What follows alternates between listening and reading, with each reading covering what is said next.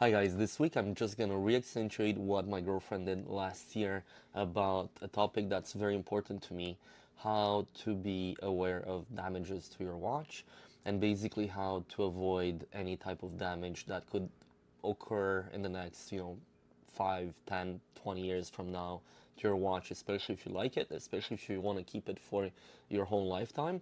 That's the whole idea of this whole video. But first of all, I'm going to dig into the last few videos and discuss a few comments. First of all, I have someone here on my video about the watches losing value, and that's very important because you see, I have here Eduardo Villalon 7496. He says, well, most watches have always lost between 20 to 50% of their retail value. What's the great revelation here? Well, a lot of people come to me here thinking that their watch has actually appreciated. How many TikToks do you see? How many YouTubes do you see? How many I would call like market valuation or depreciation, whatever it is? I see those videos all day long, and a lot of people that like watches come to me and tell me, hey, I see those videos every single day talking about how much your value or the value of your watch is right now. It's a bit ridiculous. A lot of people that got into this industry as new collectors or investors or whatnot have never understood the market. They're not watch lovers. All they want to know is how much money am I going to make at the end of the year with my watch, which is a bit ridiculous. That's not how you treat watches. I also talk about value, but value is always and should always be seen in a long term if you look at a certain appreciation. But the way of really doing business, and if you really want to make money, it's not about how the market is going, but you buy it at the right price, you flip it for a bit of a profit, and you move on. But in general, a lot of people come to me and they're like, well, I want $5,000, and then I'm looking with them. Well, look on Chrono 24, they're all $3,000. How much do you think I can pay if Chrono 24 takes 10%?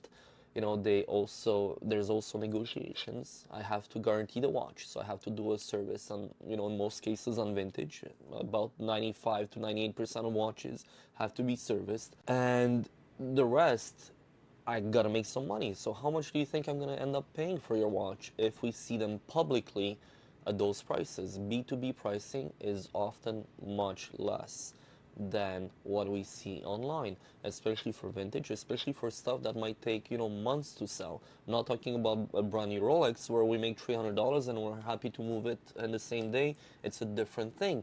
But that's why a lot of people still don't have that kind of reasoning around how those things work. This is a luxury market. Might it be vintage or might it be anything of the new watches? Most of them, yes, they will lose value, but at the same time, you have to realize at what point certain watches have lost value, okay? Certain ones from the 40s, the 50s, obviously what they were worth back then versus what they were worth now in pure dollar, significance. Let's say a watch would be worth 30, 50, $100 back then. Today it might be worth tens of thousands in certain cases. It's very impressive, but it doesn't mean that that's what your $20,000 brand new Rolex will do in 20 years from now or 50 years from now, and it's going to be worth $1 million. It's going to appreciate 50 times your initial, purchase price. This is not how it really works. We're most probably at the peak of the market of discovering almost everything that needs to be discovered. Are there new watches out there that will be discovered? Yes. I discover crazy watches every now and then on the market, locally or, internationally, so that's cool. But it's the same thing here. You have to appreciate and understand the whole market overall. I'm just gonna go to the next question here. So I have Leighton D Photo that actually says that he actually likes the North Flag. Thank you very much. By the way, I just traded it with one of my customers for something else. And you're asking me here if it's better to go toward 1926 or a Hydro Conquest GMT on a discount. Look, both those watches are not the most common watches to resell in the market right now. especially the 1926. I don't find it that flattering in terms of looks. I don't find it that attractive personally. The Hydro Conquest might be a GMT, a quartz version, an automatic version depending on the colors you like, green, black, blue, there's different color schemes. I find them really good. They have a good little ETA movement in there. There's nothing bad about owning either one. It's only a matter of what you really like. Obviously, the 1926 is a very classic watch versus a Hydro Conquest, which is very bulky, and obviously you need to have the wrist for it.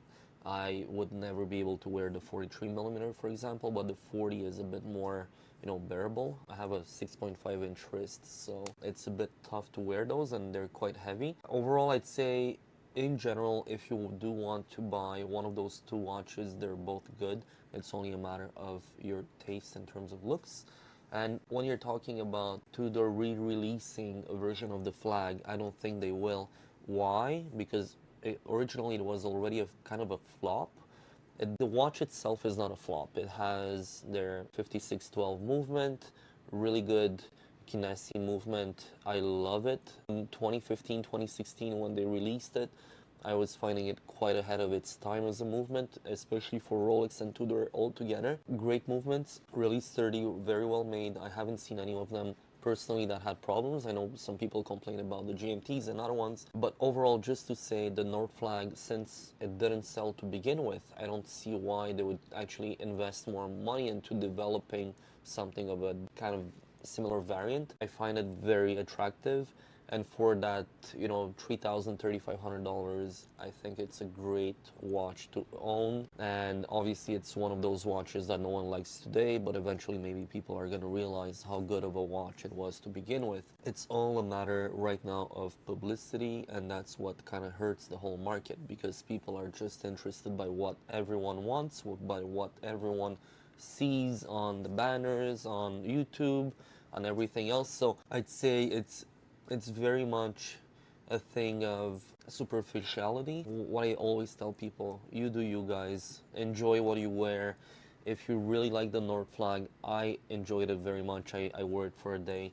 Very cool. I wish I would have kept it, but like business first at the moment. If you do want to try it, try and find a dealer near you that might still have it. I think you will really enjoy it. For the last comment, I have T-shirt time that actually says, this is the most underrated watch channel on YouTube. Great topics and insightful discussion. Thank you very much. And I want to say that if you guys want to discuss, or you want me to actually make a video about something, talk about certain things that you're concerned about in the industry, or just talking about certain watches, especially watches that I even have on hand. A lot of people don't really get to see them, so I do get the idea of you wanting to actually see them in person before buying. I do get that very much. I do have a lot of customers that follow me on YouTube and now start buying from me. They meet me at the store, and it's always really interesting to actually see all the support, and thank you all for that. Let's dive in the topic of the day. Starting off with what damages your watch without even knowing it, okay? That's very important here.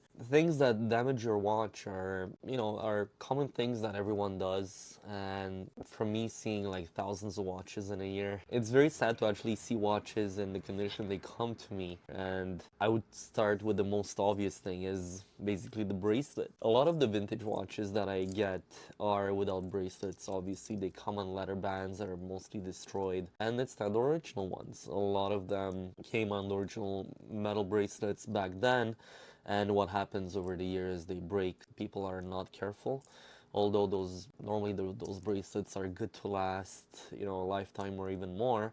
But it's only that a lot of people are wearing them very loose. So I have a Rolex here. We're gonna take pictures and hear all the damage that took place into the bracelet. If I keep it straight, it looks pretty good. But when you're wearing a watch that hasn't been sized properly on your wrist, what's gonna happen? You're basically gonna have a bracelet and a watch that's gonna move left and right repeatedly, tens of thousands of times a day. Okay, back and forth, you're moving. Every single type of movement will actually create wear in between, especially if you're looking at Rolex, because that's what we were basically able to repair, or people are repairing all the time, is the fact that you have basically on an oyster bracelet you have 3 links. On a jubilee you have 5 of them that are side by side, and the more wear between the links, the more loose it's gonna get. And then what it's gonna happen in this case, taking pictures, you're gonna see that there is a big gap in between of each link. We can obviously take them off, laser weld them, repair them. It's doable. Everything is doable, but all of that comes at a cost. And obviously, you have to repolish the bracelet. You have to do a pretty big job. And although a lot of people are doing it right now, it still is something that you could easily avoid by just wearing a watch properly fitted to your wrist. I do understand that a lot of people don't like wearing watches that are extremely fitted to their wrist, but look, it's a give and take in those terms. Obviously you want your comfort, and obviously you do want to preserve your watch for a long time. You can always do this with a bit of a balance between your comfort and saving your bracelet. And overall, I'd say it's something that occurs even on brand new Rolexes. I've seen watches that are maybe 5-6 years old and they already have a sag, they already have a lot of wear on the bracelet because of that. It doesn't save it because it's a solid bracelet. You still have that hoop where the pin goes, or the pins where the bracelet moves. Okay, that's where obviously all the wear is gonna happen. Although there's the screw, or the parts where there's no screw, you basically have to take it all apart and refinish the whole bracelet once you do it. The oysters are extremely hard to take apart. From my experience, I have all the tools here and I did it a few times. I even have one here that I'm not yet able to finish on my desk. But overall, you have a lot of wear, including on the new ones, the ceramic GMTs or the Submariners. This is basically those are the models that people wear all the time, and I see that when worn loose, even on the newer ones, you're gonna have a lot of this sag or wear happening, even if it's a solid link, because you do have a lot less metal in that fragile part. I'd say that's one of the most important parts when you see a watch, because you might lose the watch if you have a lot of wear, especially on a vintage one. I can,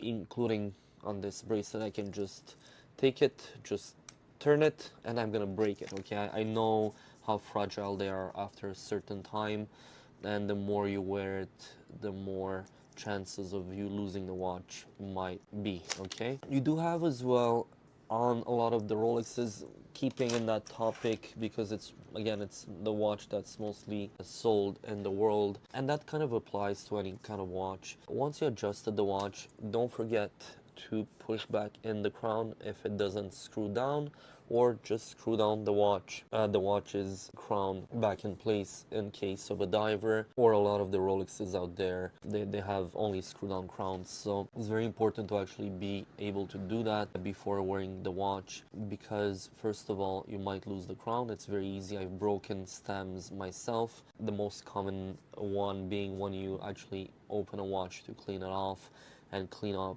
the case, and a few times while removing the bezel or the bezel retainer, you actually pry it open, and I did pry it open against the crown, and the crown wasn't screwed down, and I broke the stems a few times. That's just something that will happen. Again, I did it in a, let's say, in a professional way, where I have all the parts, I have all the tools, it's fine. I'm not gonna cry for a crown, it's my mistake. But in your case, especially if you're traveling, you're not in town, you're not gonna be near your regular watchmaker or someone that has the parts nearby, just be careful. Always secure the crown in place before wearing the watch. It's something that I've seen a lot, and people come to me crying or they're panicking. I'm like, look, we'll fix it. I have the crowns, I have the stems, we can cut them, adjust them to your watch. Each stem needs to be adjusted according to the size of the case, and so on and so forth. It's one of those things that's easily avoidable, and I do see a lot of people coming in with that little error that they made. It's not a big thing, but again, if you're really remote, you're really far away, you need your watch for outdoors or anything. Your crown is basically what secures most of the times your watch from getting water damaged or anything going in there. So if you do not have the crown inside, you will actually have a lot of damage happening if you're running in the rain with your watch, or just doing your everyday chores. Just by sweating, you will have some water damage or water going in. The next thing that's obviously as well related to the crown and also related to your everyday, let's say, hygiene of your watch. A lot of people ask me, how do I clean my watch? Because a lot of people take their showers with the watch, and that I'm totally against. It really hasn't to do anything about you taking a shower with the watch, okay? It has to do more with the fact that you're never going to remove the watch. All that soap or that grime, everything that people, accumulate as dirt in a day will actually go underneath. It will get into the links here. If we look at the Rolex right here, especially on the older watches or even the folded links, there's a lot of watches out there that use only folded links. They're not solid. You have a lot of grime going in here, going in between the end links. Sometimes I take gunk out of here that's just as hard as a rock. Then even under the end links, okay, I've seen a guy, and that's a little side note. People come and try to sell me a watch, and that's directly related to soap, to grime, to everything else. And the gentleman comes with an Omega GMT James Bond, and I will always remember that the bezel was one of the rarer platinum bezels, and the watch was extremely worn, scuffed throughout. Okay, the watch had been worn like if it did the war 5 times. Okay, not big scratches, but it was worn throughout. Like, I've never seen that. And the guy's like, yeah, my watch is worth a fortune and this and that. And I'm like, yes, sir, let me just have a look at it and everything. He takes it off his wrist, and I just turn it around. I just basically, I take the watch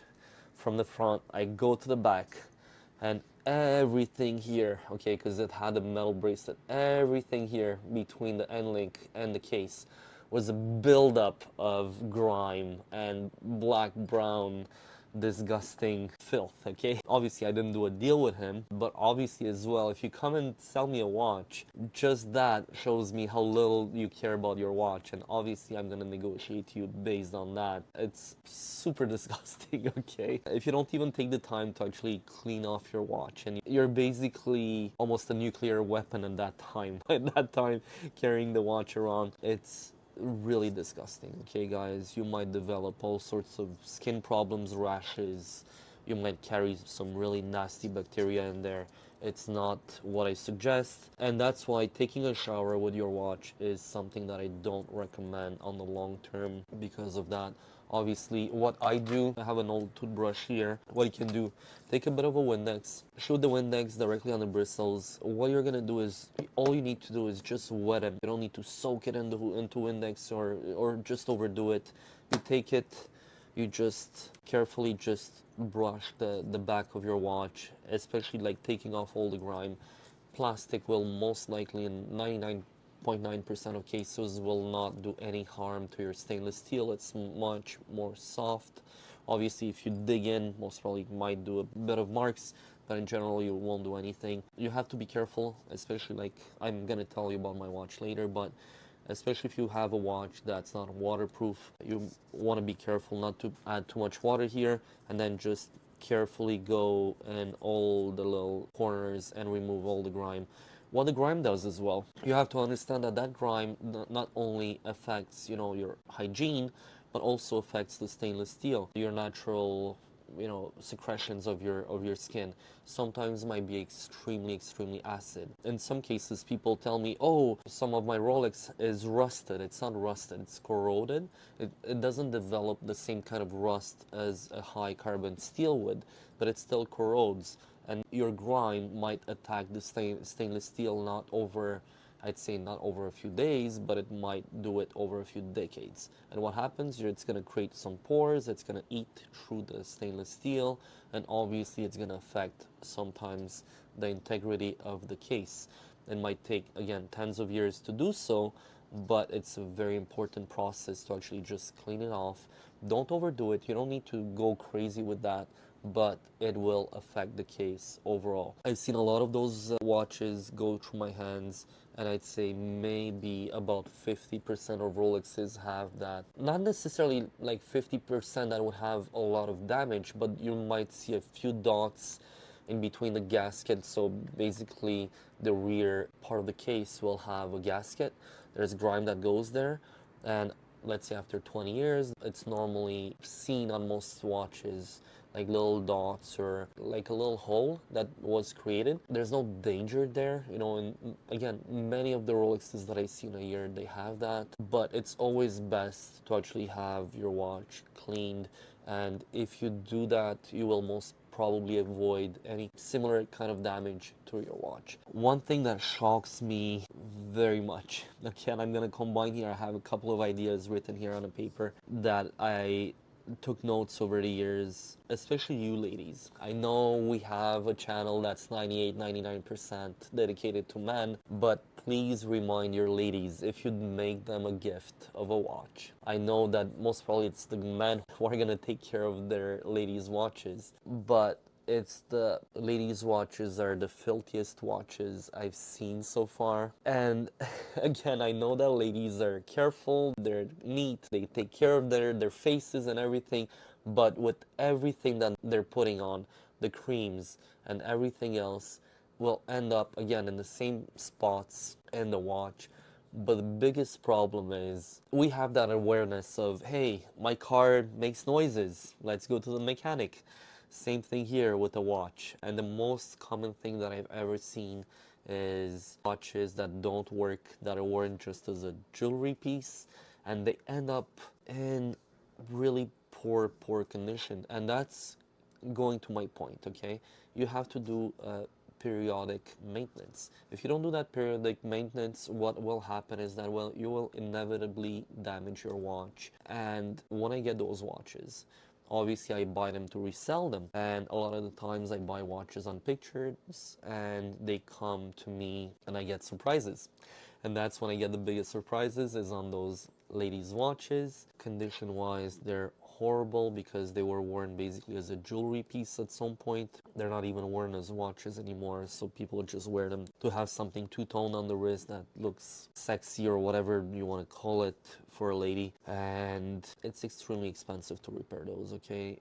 You have sometimes rollers that are completely loose out of, actually I have one here, I have a lady's watch here that's a 31 millimeter. I'm about to rebuild the bracelet and everything. I do certain things myself, but just to say, in this case the movement is good, the bracelet is extremely worn. As I said, it was extremely saggy, but you have sometimes rollers that are coming apart.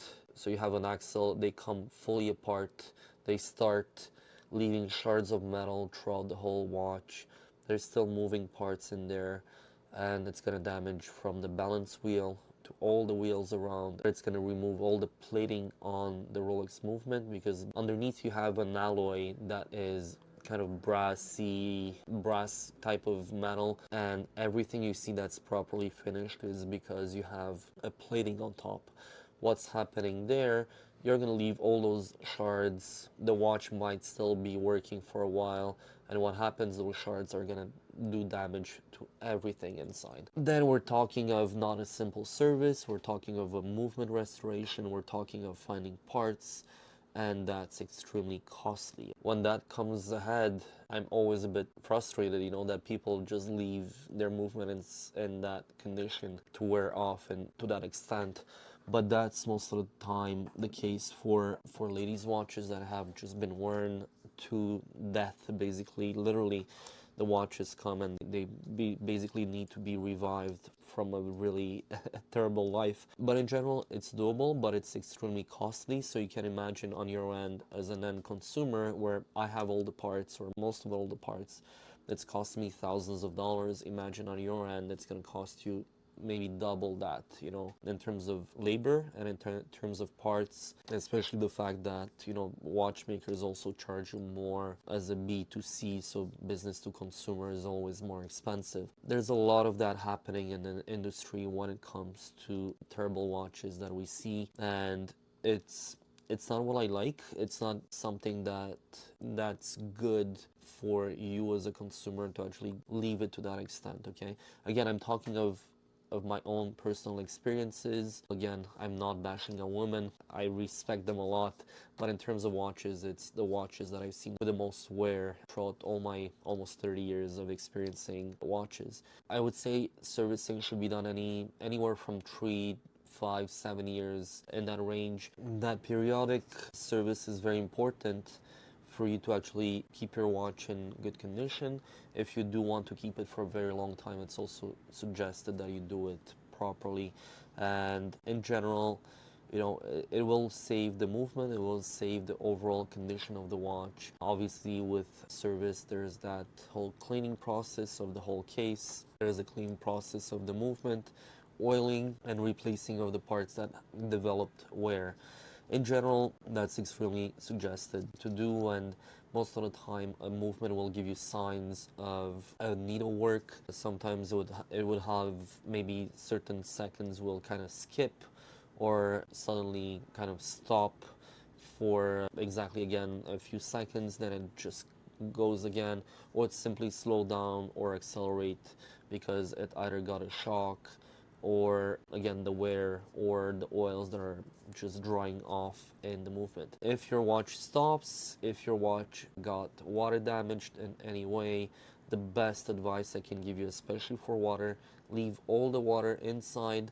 The worst thing you can do is actually try to dry off the water inside of a watch, because all of that humidity that got out, as soon as you have the humidity that goes out and the metal comes in contact with the oxygen, as much as it's humid at the same time, will develop rust right away. It's going to take most probably a few hours in certain cases. What I'd say is leave the water inside, go to a watchmaker as soon as you can. Just leave the whole watch into a Ziploc full of water. You're not going to do any damage. Most probably the only thing that will be damaged are the hands and the dial, but everything else, the movement, you can save it. Obviously, don't do that to a Paul Newman or something really rare. The dial is worth a lot more than the movement itself. But in general, when you're looking at your normal run-of-the-mill, including like Submariners, including new Daytonas or whatnot, a $10,000 movement is a lot more expensive than replacing a dial or a set of hands. So there's that trade-off of damaging something but saving something else. The one thing that also is very important from my experience is the improper polishing on your watch. Most of dealers right now of modern watches, they don't really care. It kind of pisses me because it's always like preparing the watch so they're like retail ready. A lot of times those watches are 1, 2, 3 years old, but if the watches are moving from hand to hand 3, 4, 5 times in a matter of the next few years, what's going to happen? You're actually removing material every single time you're polishing, and especially the clasps. I've seen some horror jobs on those. A lot of people understand now that vintage doesn't have to be polished or has to be restored properly in terms of cases. Laser welding does magic tricks right now. Obviously, for me, it doesn't have the same value as a watch that has never been touched. Yes, you can restore it. I find that all dealers should actually disclaim that a watch has been restored, especially the case. But same thing for modern. A lot of watches are passed as like new or brand new and they've been touched up throughout. It's becoming a big problem in the industry, where honesty is the key factor of you trusting us, resellers, when we actually sell you a watch. I'm not falling into that, let's say, modern type of watch dealer, even though I have them all the time. I just don't have them in stock. I don't keep them in stock. I relay those deals to other people that I know. But in my vision, those watches will end up looking horrible in the next 10, 20 years from now in general, if they keep on being polished as they go right now. One thing that might seem really stupid, but it's very important, A lot of watches, especially watches with screws on the bracelet, will eventually or probably have the chance of unscrewing themselves. And what happens is that I've seen watches in the past and a lot of watches that have been dropped because of it, or watches that have been improperly secured at the end links or in the screw itself, in the screws of the bracelet. And what happens is that this is easily preventable. If you do wear your watch and you see your screw just coming out a little bit, go to your local watchmaker, or if you have a set of proper screwdrivers, you can always screw it back in yourself. If you do not have the tools, don't wear the watch. You risk losing it or damaging it. Again, a fall of, I don't know, 3 to 5 feet on concrete. We've seen that with Barkin Jack. He dropped his Explorer while he was trying to film and he damaged the watch, broke the crystal. I think he damaged a few hands and maybe even the dial. And it's easily preventable. That was mishandling, but you can imagine if you drop your watch from 4, 5, 6 feet and it's not properly secured. So that's one of the things that's very important as well when you're actually wearing or using your watch for a very long time. I'll add two more things, okay? First of all, a lot of people told me, oh, I haven't worn the watch, it's good, I haven't touched it, it's perfect. And I'd say in most cases, yes, I'd say you're right, your watch hasn't been worn. But what happens, the oils are drying off, and those oils in most cases, and on the older watches, certain oils are also corroding the axles, okay? They're supposed to oil them, but after a certain point, they actually lose their qualities as an oil and turn into something else, and they do corrode sometimes or attack the pivots. What happens is that then you have to replace certain wheels, you do have to replace certain axles, and that's inevitable if it's an old oil that stayed there for a very, very long time. Also, the second thing about that, and I see it a lot on vintage Cartier, okay? Almost every single Cartier that I haven't serviced in the past, even with a battery, I had to take back in service in the past 2, 3 years. I've seen that a lot happen. For the few watches that I sold and they were working perfectly, when I replace the battery, they come back and then we do a service, and that's fine. It's all on me, that's not a problem.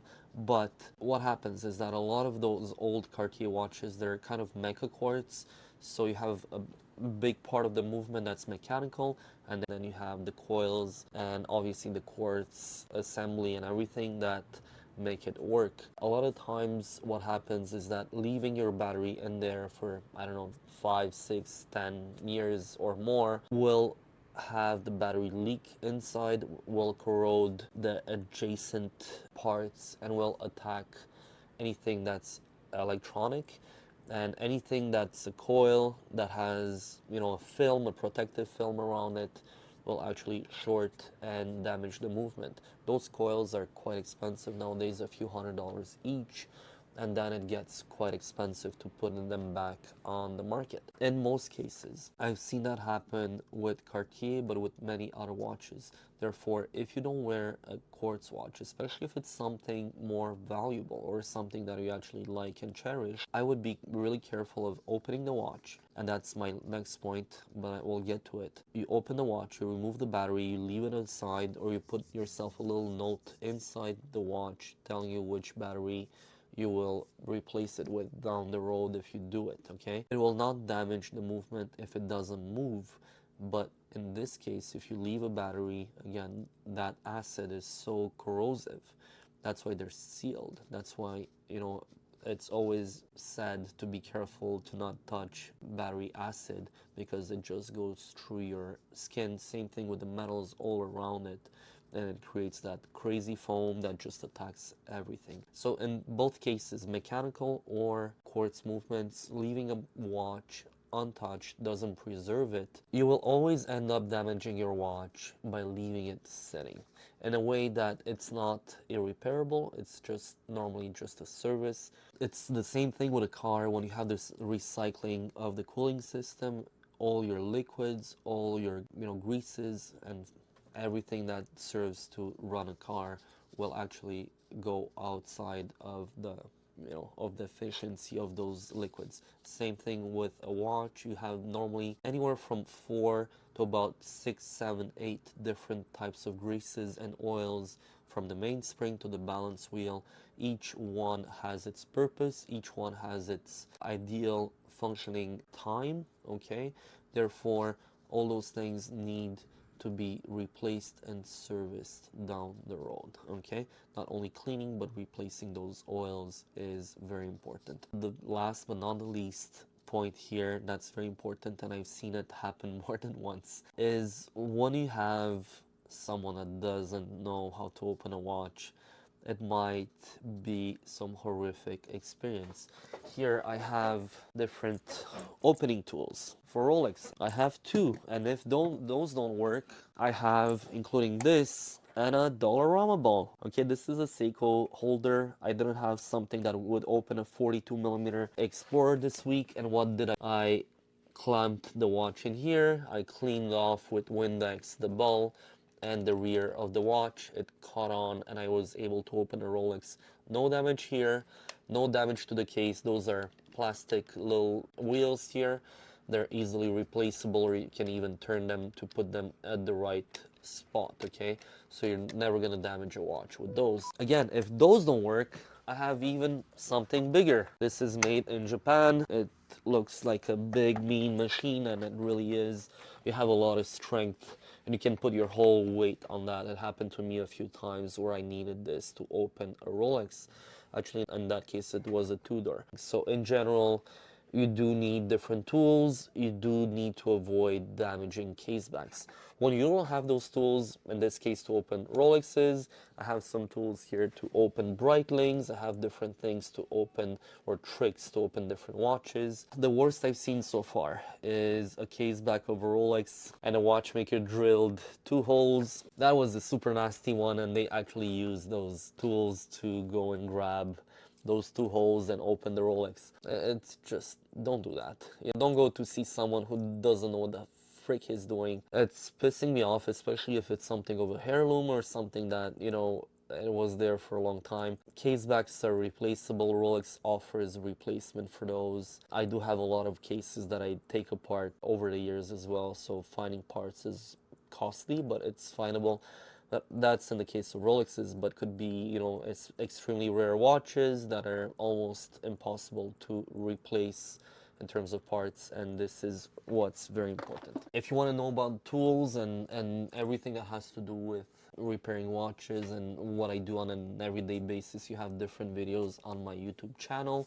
You can watch them. I have a few watches that I take apart. Some people were complaining that I didn't clean off the movement, which I didn't, because it's my watchmakers that do it. I work with different watchmakers in town, each one with his specialty, and it's not something that is very important to do. I'm just showcasing that I verify the inside and the outside of every single watch, and I truly do. When they come in the store, I always open them, I always check them, so you don't have to worry about authentication or anything like that. I always do my due diligence when I pass them on to the next owners. I hope the video has helped. I'm not going against what my girlfriend did last year. It's something that I'm just adding on from my own experience. I let her do her own video and it was super fun. I let her develop her whole script. I let her do everything, and that was the whole point. Now she's studying also full-time as well as working full-time, so obviously she doesn't have the time to help me with the videos. We're keeping pretty busy as a couple. Therefore, I'd say anything that has to do with that video, it's not to remove anything, it's to add from my own experience. And I think it's the time actually to do it from my own perspective, just because I see so many watches that are getting damaged. As if you do see anything that might not be there that you experienced with a watch, please share in the comments. I will talk about it in the next video and we can discuss furthermore about that.